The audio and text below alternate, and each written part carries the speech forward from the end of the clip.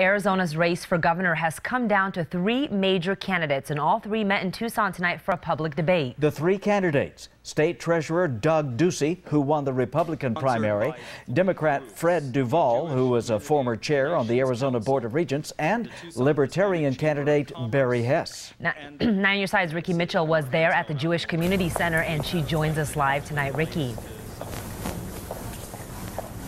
Well, guys, Stella, this is actually the first and last time all three of these candidates will have a chance to debate each other here in Tucson before that November 4th election. Now, tonight's big issue, education, and how these candidates plan to support it in our state. Many audience and sponsor questions revolved around this issue tonight. Specifically, will the candidates support increased state funding to Arizona schools, and how will they improve K-12 education?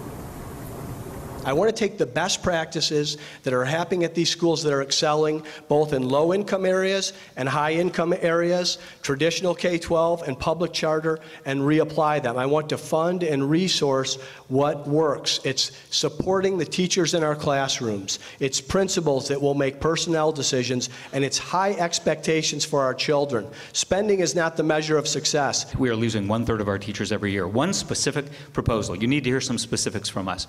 I will go to the Board of Regents and say, any student who graduates in the top third from our university and goes into teaching and stays for 5 years ought to have their student loans relieved, because it is wrong for smart students to leave the university with a debt load that they can't make a responsible economic choice to go into teaching. My focus is always going to be on the progress of the individual students and what comes of it. It is not on preserving the institutional process of education that is so grossly bloated that we've got to do something about it to get that money into the classroom so that teachers don't have to supplement with their own earnings in order to make sure their kids have proper supplies.